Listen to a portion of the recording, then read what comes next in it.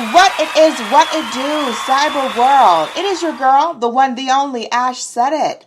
AshSaidIt.com, AshSaidIt.com.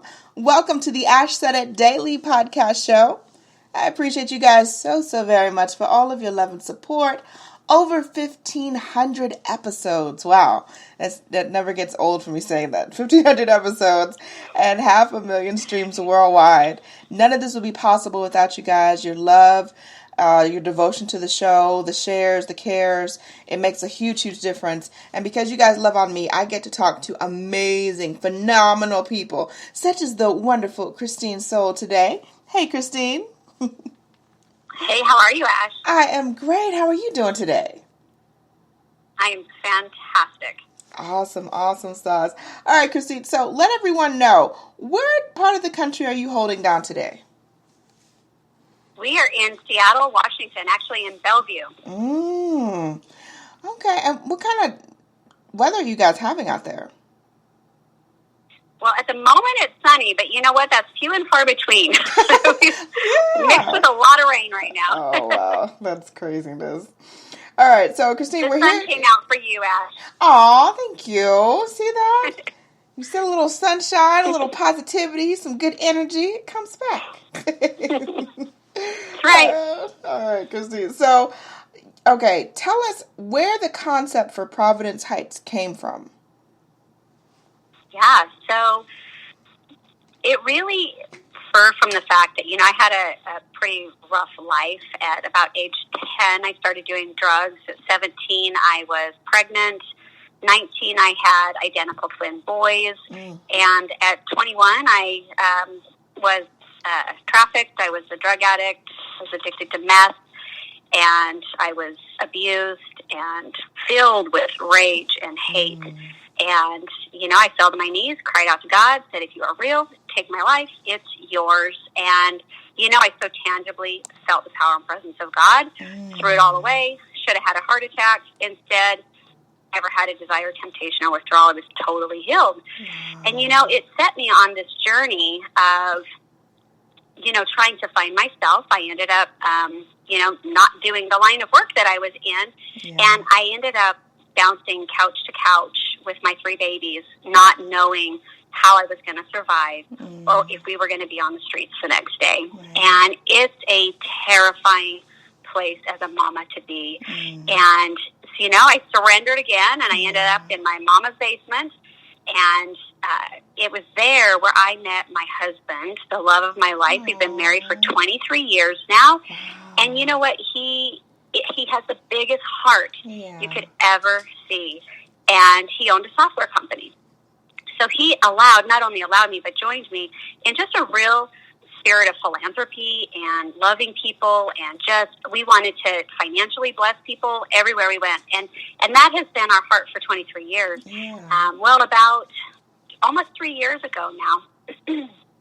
Sorry, I was driving down the road and felt like God was saying, turn the car around, go talk to that woman. And I'm like, what woman? And I turn my head. There's a homeless woman sitting on the side of the road. So I pull over. We talked for about 2 hours, and she literally had my identical story. I mean, to the point I was seriously freaked out. I get into my car, and I'm like, oh, Ash, I'm crying, but I'm like ugly crying. And I'm reminded that 2 days prior, I was teaching a Bible study, and I'm literally pointing my finger at people. And I'm like, you go be the difference you want to see in the world. Quit whining about it. Quit complaining about it. You go be the difference. And I sat there kind of beating my chest going, whoa, hang on, Lord. Do you want me to do something about that? And what I really felt like he was saying was that they need 4 things. They need Jesus, they need someone to believe in them, they need training and education, and they need an opportunity. And in that moment in my car, I said, let's do this. And so it's been about 3 years. We have established the best board on planet Earth. And we've got amazing support. And here we are.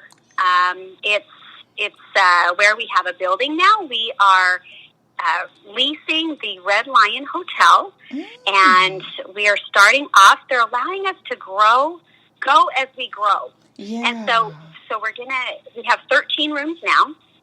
February 1st, we're going to add another 8 rooms, and we're going to bring in women February 1st, house them 8 at a time, we'll bring them in 8 at a time, right, until we have the capacity of up to 138 women that we can house. Wow. Now, here's the thing, Ash, that's so different about us. We are a training center.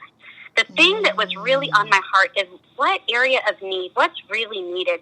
And what was brought back to me was that moment of bouncing from house to house. Right. The moment of, man, I can't even provide, I can't have a job, right, that will even pay for my child care. So how do I get ahead? How do I give women the opportunity like I had an opportunity?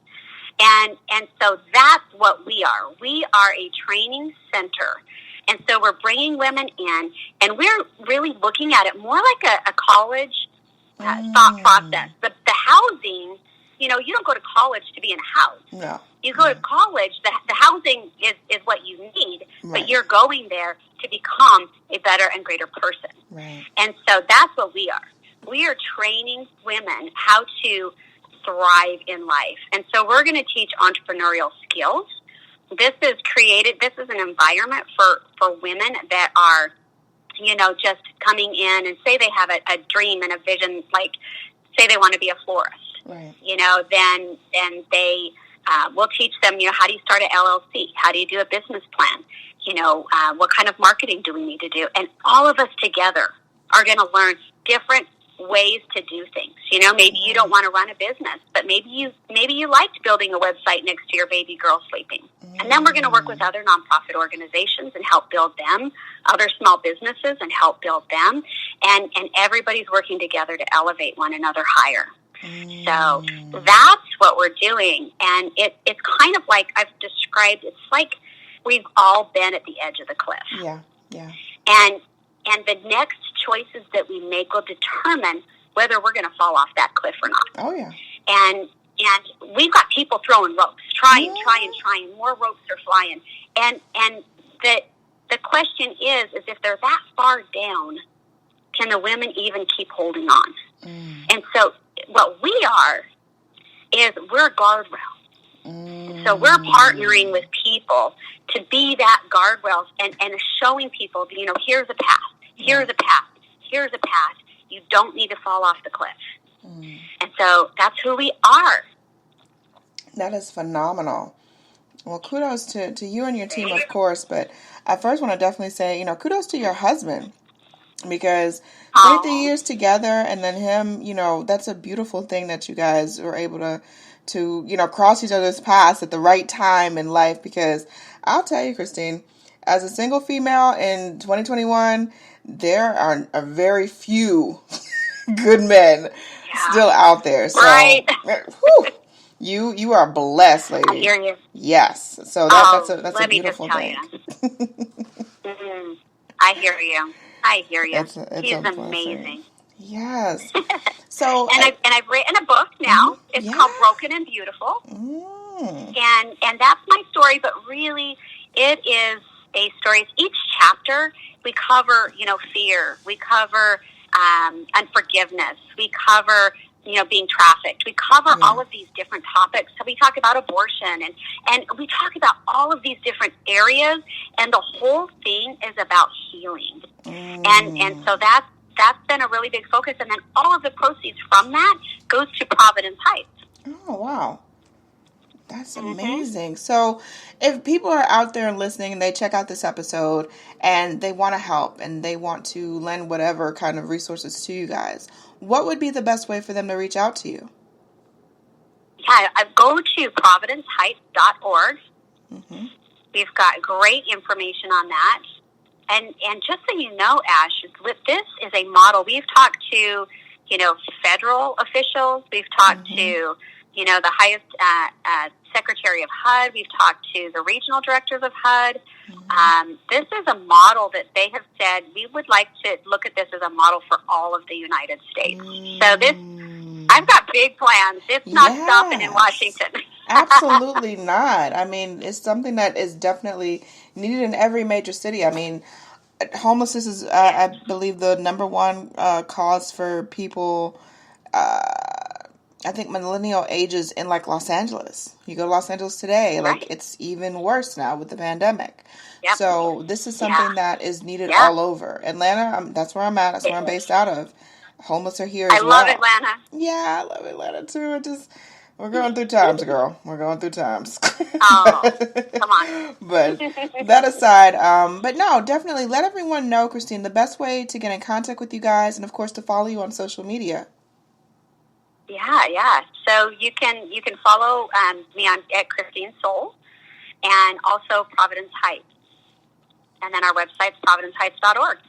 I love it. Well, Christine, much more success to you and the team. Of course, you've got to come back on the program when there's I know there's going to be new announcements in the next couple of months and stuff. So you definitely have to put me on the agenda because I like to have exclusives. You got it. Oh, Ash, you are so precious. Oh, you are the best. I want to hug you right now. Oh my gosh. I We'll give a virtual hug. I'll give you one back. Yes, I'll take it. We're passing a lot of those around lately. I know, right? But I appreciate each and every one of you guys. Thank you so much for all of your love and support. Keeping in mind, anyone to tell you that you can't do what you want to do, you look them square in the face, you tell them, don't believe me. Just watch. Watch what I do. Watch me make it happen. Watch me make history. That's what we're doing this for, the history books. Right. Social media is nice, but real life is so much better. Until next time, you guys.